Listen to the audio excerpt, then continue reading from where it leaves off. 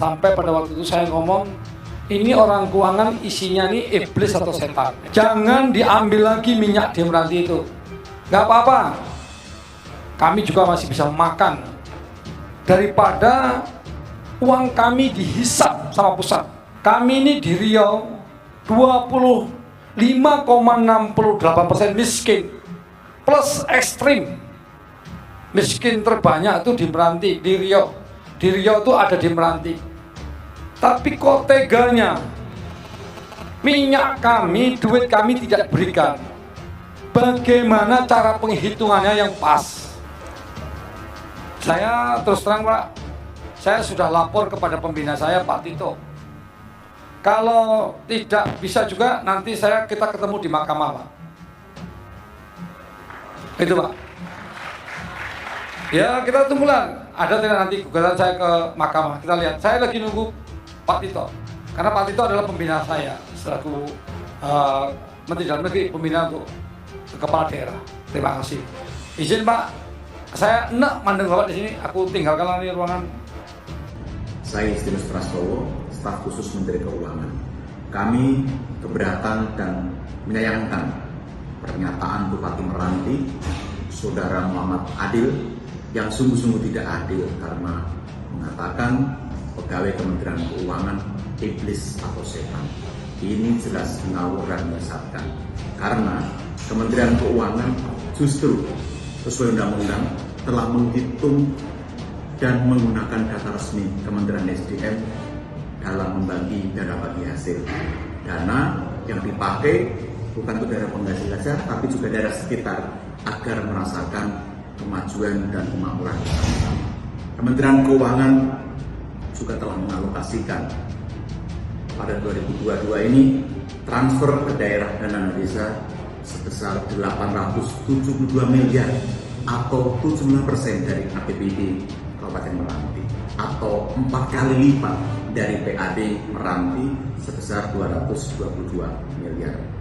Untuk itu, kepada Saudara Muhammad Adil agar segera minta maaf secara terbuka dan melakukan klarifikasi agar tidak terjadi penyiasatan publik yang lebih luas. Terima kasih.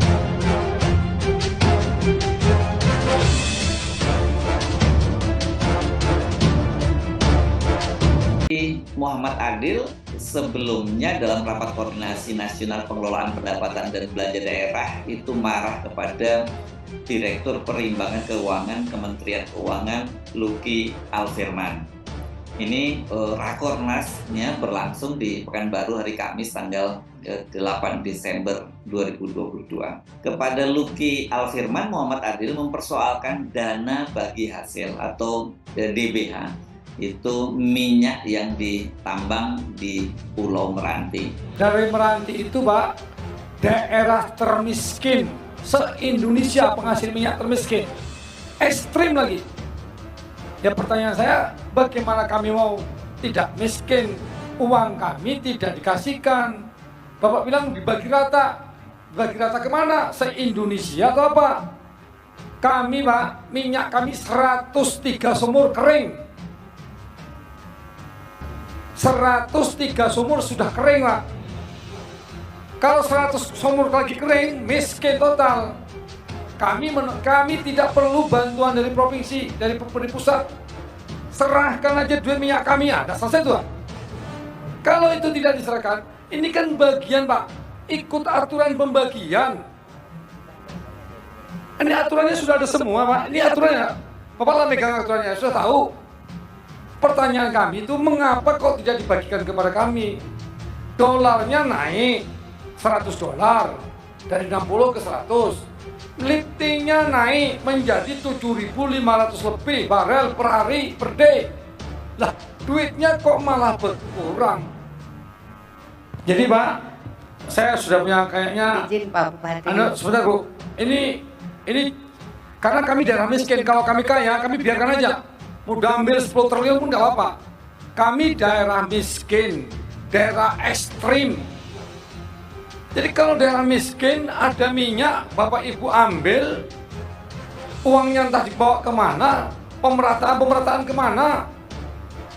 Seharusnya kami ini yang menjadi prioritas. Karena Pak Jokowi 2024 wajib 0%. Bagaimana kami mau membangun rumahnya, bagaimana kami mau mengangkat kemiskinan orang nelayannya, petaninya, buruhnya. Bapak mau tahu, akibat pandemi COVID, warga Meranti nggak bisa pergi ke Malaysia. 41.000 penganggurannya, itu PMK.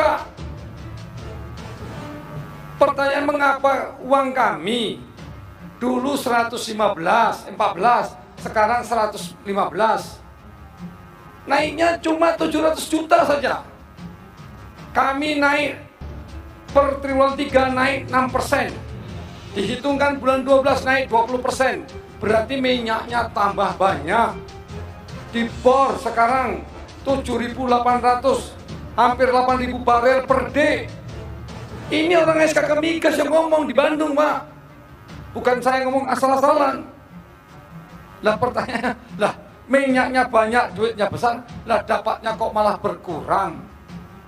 Ini kenapa? Apakah uang saya dibagi seluruh Indonesia? Makanya maksud saya, kalau Bapak tak mau ngurus kami nih, pusat tidak mau mengurus Meranti, kasihkan kami ke negeri sebelah. Kan saya ngomong. Atau Bapak tak paham juga omongan saya? Izin Pak Bupati. Atau begini Bu, bentar Bu. Apa perlu Meranti ngangkat senjata? Kan tak mungkin kan? Ini menyangkut masyarakat Meranti yang miskin ekstrim, Pak. Tadi kalau Bapak ngomong begini bagi rata, itu salah, Pak. Dibagi rata kemana? Saya terus terang, Pak, saya sudah lapor kepada pembina saya, Pak Tito. Kalau tidak bisa juga, nanti kita ketemu di mahkamah, Pak. Itu, Pak. Ya, kita tunggulah. Ada tidak nanti gugatan saya ke mahkamah. Kita lihat. Saya lagi nunggu Pak Tito. Karena Pak Tito adalah pembina saya selaku Menteri Dalam Negeri, pembina untuk kepala daerah. Terima kasih. Izin, Pak. Saya enak mandeng Bapak di sini. Aku tinggalkan lagi ruangan. Pernyataan Adil ini viral dan menimbulkan reaksi yang beragam. Publik yang tercermin dari reaksi para netizen itu umumnya mendukung pernyataan Adil. Khususnya ini apalagi di Riau ya. Karena mereka menilai selama ini pemerintah pusat itu telah berlaku tidak adil. Mengeruk hasil sumber daya alam dari daerah, tetapi kemudian tidak dikembalikan secara proporsional lah ke daerah-daerah penghasil itu. Daerah-daerah penghasil minyak seperti Meranti itu ironisnya ini masuk dalam kategori kabupaten yang termiskin gitu ya. Ini kan seperti seperti ayam yang mati di lumbung padi. Penghasil minyak bukannya bergelinang minyak, tapi malah rakyatnya miskin, dan banyak di antara mereka terpaksa harus meninggalkan daerahnya, merantau menjadi TKI ke negeri seberang, yakni Malaysia. Muhammad Adil ini siapa ya? Ini kok tiba-tiba dia menyita perhatian publik nasional. Dia ini memang dikenal sebagai figur yang pemberani sekaligus kontroversial ya. Dia berani melawan atasannya, Gubernur Riau, ketika dinilai tidak benar. Adil misalnya pernah menolak kedatangan Gubernur Riau Samsuar itu ke Meranti. Peristiwa tersebut terjadi pada tanggal 10 Oktober 2022. Ini belum lama juga ini ya. Rencananya Gubernur Samsuar itu akan berkunjung ke Meranti dan menyalurkan bantuan keuangan khusus di 2 kecamatan di Meranti. Namun kunjungan dari Gubernur Riau tersebut dibatalkan karena katanya itu ditolak oleh Muhammad Adil. Namun kepada wartawan Adil membantah, menolak Samsuar. Mau datang silahkan, mau tidur silahkan. Siapapun mau datang ke Meranti boleh. Tidak ada yang melarang, apalagi gubernur yang datang. Itu kata Adil ketika diwawancarai sejumlah wartawan pada beberapa hari kemudian, tanggal 13 Oktober 2022 ya.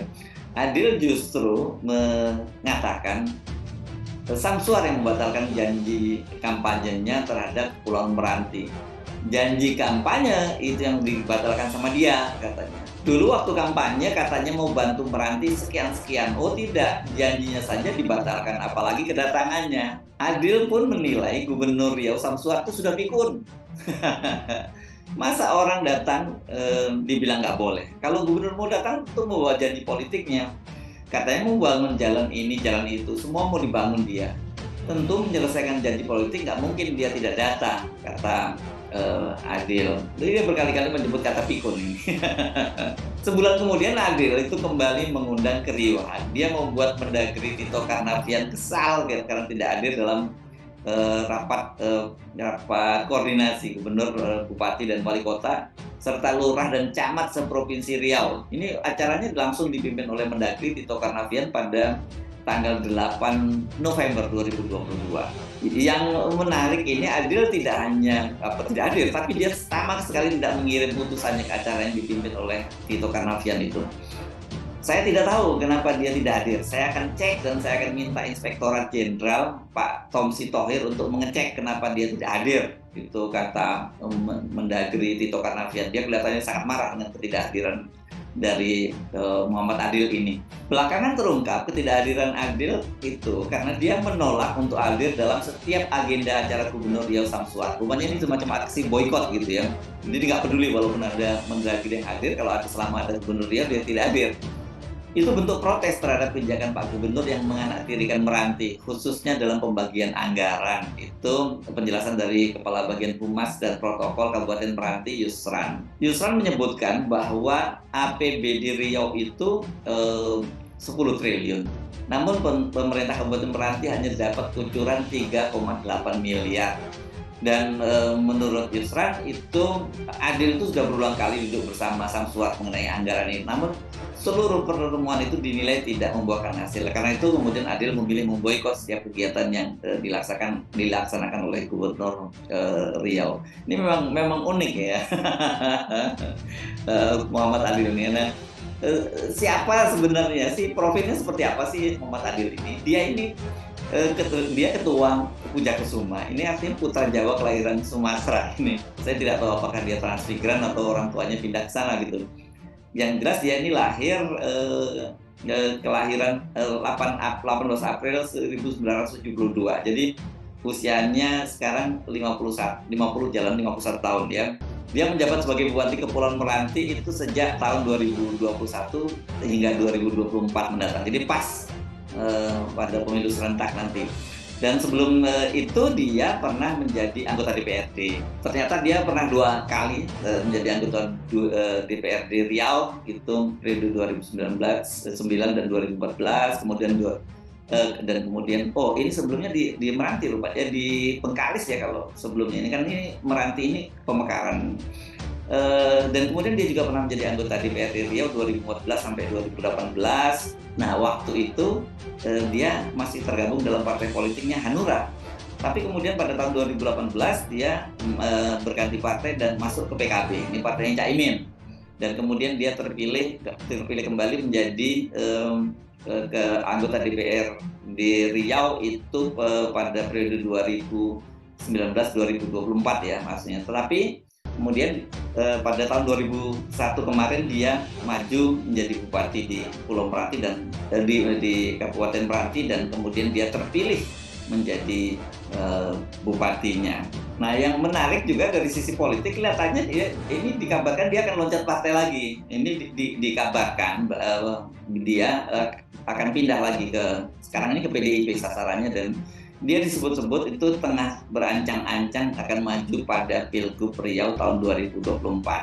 Apakah sikapnya yang kita kontroversial ini bagian dari strategi branding dia untuk maju pada Pilgub 2024?